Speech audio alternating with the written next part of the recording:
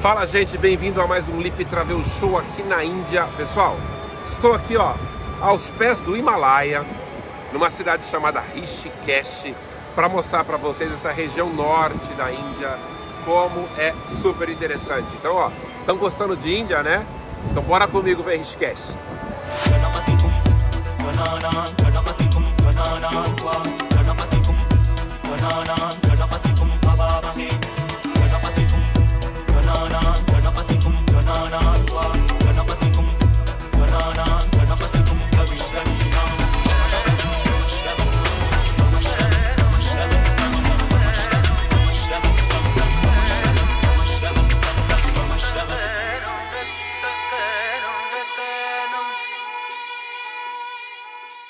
Tendo como pano de fundo o Himalaia e com o rio Ganges imaculado fluindo através dele, a antiga cidade de Rishikesh, gente, é um dos principais centros turísticos e de peregrinação no norte da Índia, onde as pessoas de todo o mundo chegam em busca de paz. Como chegar até Rishikesh? Olha só 1 hora de voo de Delhi e depois mais 30 minutos de carro ou de ônibus. Fica no estado indiano de Uttarakhand e é também conhecida como Devbhumi, a terra dos deuses. E é comumente referida como a capital mundial do yoga. E com isso está sempre lotada, claro, de visitantes que vão para lá para aprender yoga e meditação.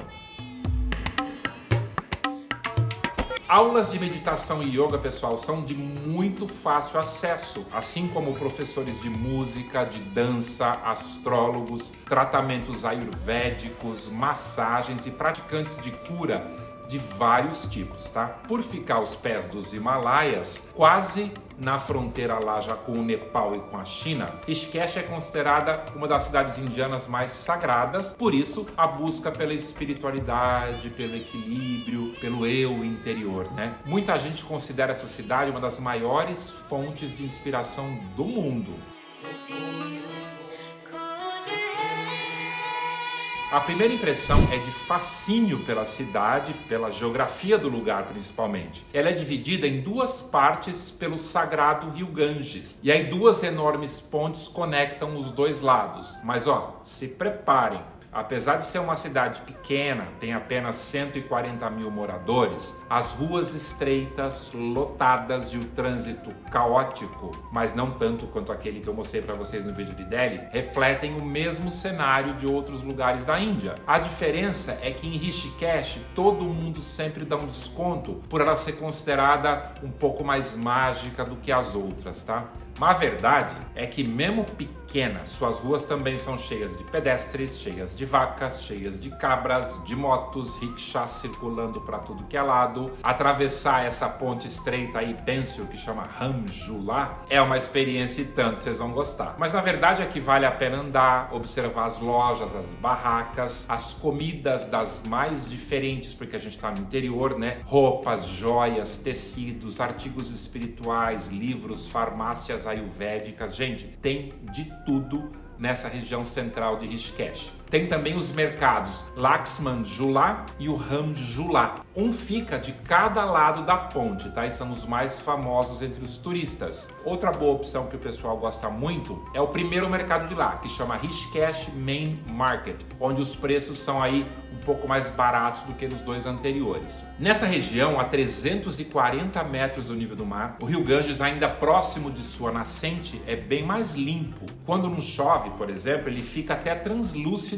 e claro. As suas margens, gente, estão repletas de templos, centros de yoga e ghats, que são aquelas escadarias que levam do rio para os predinhos que eu mostrei para vocês aqui no vídeo anterior de Varanasi, onde os moradores e os visitantes participam de rituais, de cerimônias dedicadas aos deuses hindus, a deusa Ganga do rio, né, como eu já contei para vocês. E daí, onde ficar numa cidade como essa? Claro que turística como é, a cidade tem hotéis, tem hostels, tem hospedarias, hospedarias de todo tipo e qualidade. Mas como é uma cidade religiosa igual às outras, e uma das maiores dificuldades para nós ocidentais é a questão da comida e da hospedagem, vou mostrar para vocês então, gente, ó, 3 das melhores opções para que a experiência por Rishikesh seja maravilhosa. Vamos lá então. Esse primeiro que vocês estão vendo aí é o The Roseate Ganges Rishikesh. Esse hotel é muito legal, de muita qualidade, é um hotel caro, mas assim, é uma experiência em Rishikesh, somado a tudo.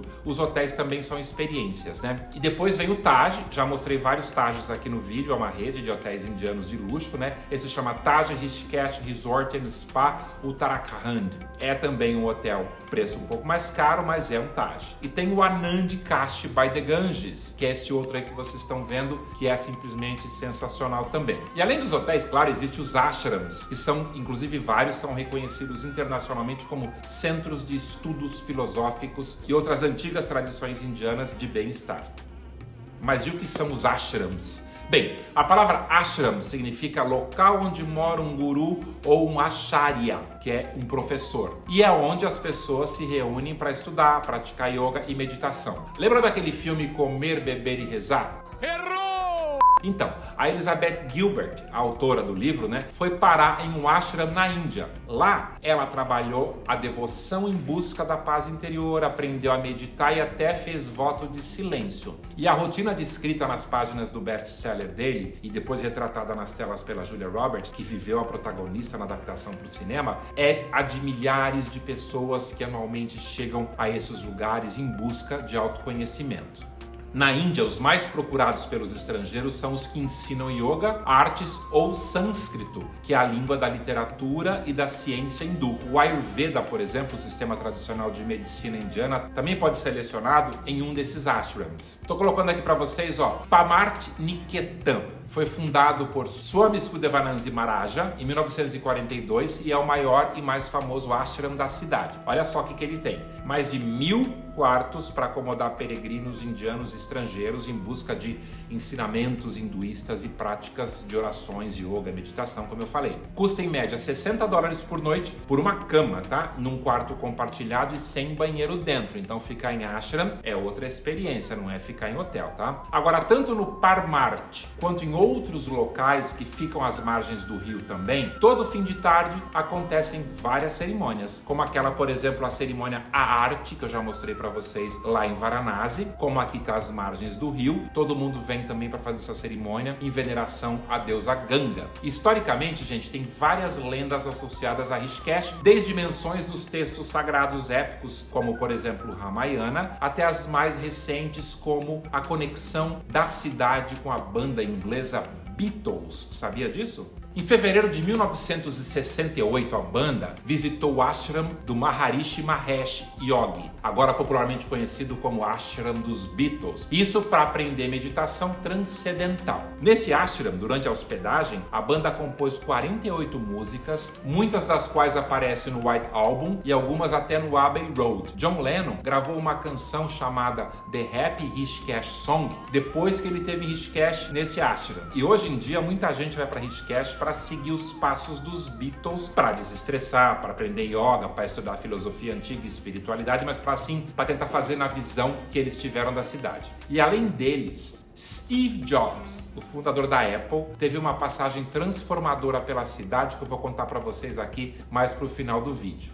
E, gente, Rishikesh também é uma cidade cheia de cafezinhos pitorescos, a culinária local e internacional são uma delícia. Então, todos os lugares estão sempre lotados de turistas, já que a cidade é pequenininha, né? E, curiosamente, nos últimos 2 anos, Rishikesh ficou muito popular pelas vibrantes celebrações do Holi, que são organizadas principalmente por hotéis e por os resorts da cidade. E o que é, então, esse Holi? O Holi, gente, é um festival, na verdade, um dos festivais mais importantes da Índia e popularmente conhecido como o Festival das Cores. E é celebrado durante a primavera em todas as regiões da Índia para marcar o início do verão. Agora, em 2023, vai ser comemorado lá na Índia, inclusive no mundo inteiro, no dia 8 de março. Essas imagens que vocês estão vendo aí agora, ó, é do Holi de 2022 de Rishikesh, com uma das ruas do centro da cidade tomada por foliões, como vocês podem podem perceber, é um tipo de carnaval deles. E todas essas pessoas que estão se divertindo aí, ó, vieram de vários cantos do mundo para aprender o que você não pode aprender em seu país. Tanto eles quanto eu aprendemos sobre a vida simples daqui, sobre a vida feliz dos caras e sobre essa vida compassiva que a gente vê por todos os cantos na Índia.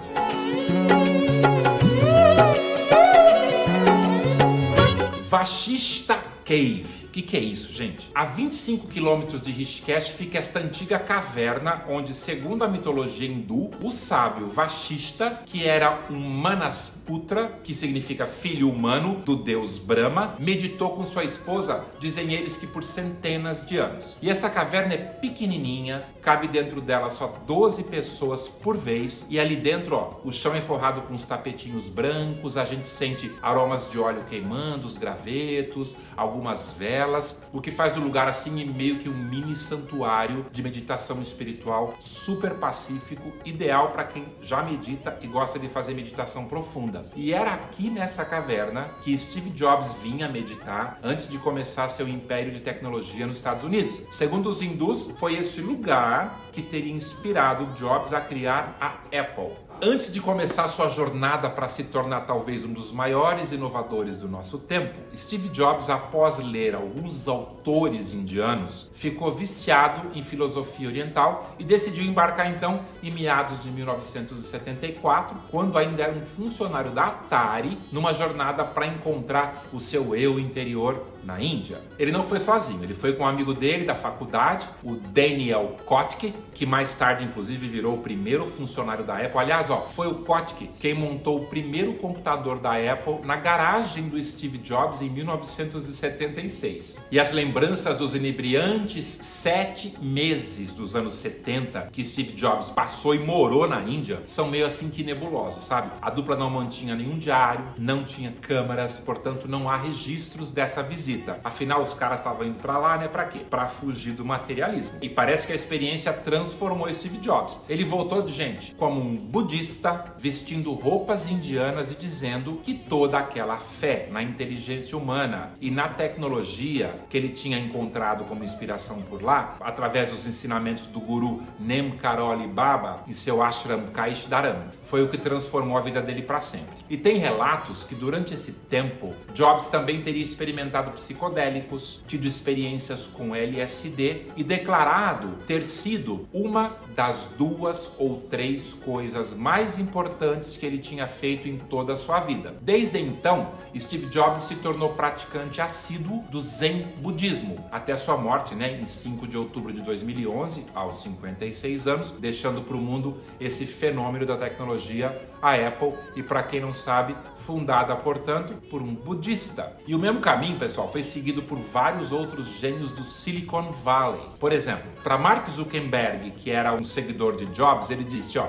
ele estava na dúvida do que ele devia fazer, ele falou assim, meu, vai para a Índia, vai para o templo Kaishdaram e lá você vai contemplar o futuro da sua companhia e da sua vida. Caminho seguido depois, sabe por quem? Por Larry Page, que foi um dos fundadores do Google, e por Jeff Skoll, que foi o fundador do eBay. Para quem tiver curiosidade em entender melhor o que despertou o pai da Apple para essa jornada do conhecimento, eu estou colocando aqui na descrição para vocês os livros que ele leu antes de tomar a decisão de viver na Índia e se converter ao budismo. São 6 livros, ó, tá aqui no link. Quem achar interessante, leia. Principalmente esse livro Be Here Now, que é o primeiro que ele leu, e depois a biografia de Yogi, foi um dos livros também transformadores para Steve Jobs. Mas voltando ao ponto da caverna, né? Ao longo dos anos, um pequeno ashram foi construído ao lado dessa caverna, conhecido como Swami Purushottananda Ashram, onde muitos sadhus vivem lá permanentemente. Quem não sabe o que é um sadhu,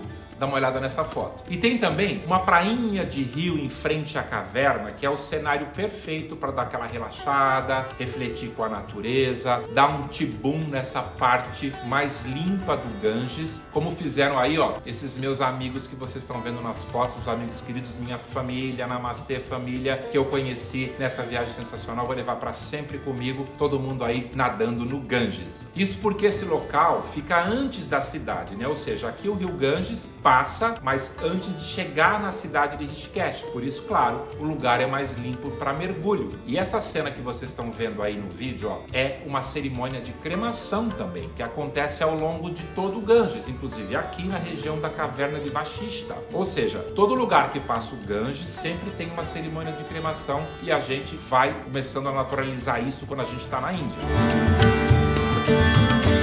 Quem aí já pensou em sobrevoar o Ganges um dia na vida? Em Rishikesh isso é possível, graças à atração Flying Fox, que fica em Mohan Chat, perto da caverna também. Imagina sobrevoar as paisagens montanhosas dos Himalaias, vários metros acima do ondulante Ganges, nesta raposa voadora, como eles chamam, que atinge velocidade de até 160 km a 7 metros acima do nível do rio. Aliás, tem 1 km de extensão e por isso é considerada a tirolesa mais longa da Ásia. E o passeio demora em média de 45 a 60 minutos e custa $25. Estou colocando um link aqui, para vocês saberem um pouco mais e entender como é que esse passeio é bem legal.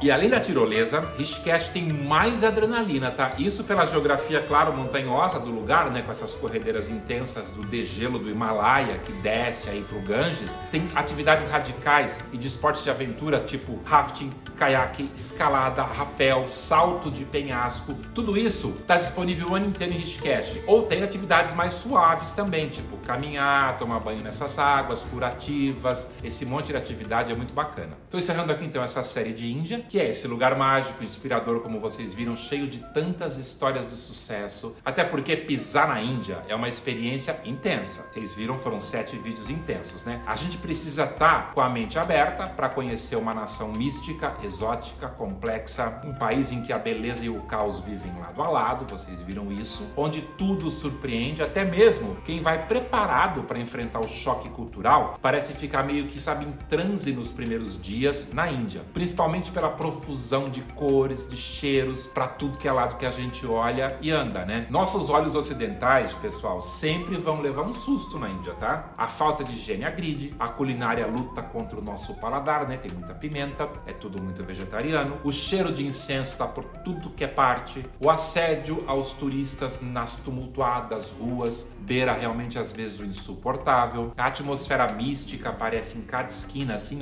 com uma quantidade enorme de imagens de animais sagrados, de divindades estranhas com um montão de braços, né? Uns animais que são divindades também. E não há como a gente voltar sem mudar a forma de ver o mundo. Só depois de alguns dias de adaptação é que a gente começa a curtir a viagem, sabia? A Índia tem um jeito todo particular de ser, né? E ela precisa ser descoberta e compreendida. Essa foi a ideia que eu tive de fazer esses vídeos para vocês, de uma longa série, na verdade, de vários episódios, mostrar para quem quer ir para a Índia, gente, algumas facetas, algumas cidades, algumas curiosidades e, sinceramente, eu espero ter ajudado. Qualquer dúvida, vocês já me conhecem, escrevam aqui para mim, eu respondo todo mundo com o maior prazer. Gente, obrigado por ver essa série inteira, obrigado pelos comentários positivos de um montão de vocês que viram os outros episódios e ficaram impressionados, tá? Tô terminando aqui, não consegui fazer a Índia inteira, vocês viram que eu fiz só um pedaço e o norte, não fiz o sul da Índia, isso merecia outra viagem, porque, como eu falei, ficar mais do que 2 semanas na Índia é pesado pra gente por conta da alimentação, né? Então, gente, semana que vem eu volto com outro assunto completamente diferente desse, tá bom? Outra viagem legal pra vocês. Namastê, fui, gente. Obrigado por assistir mais esse até o final.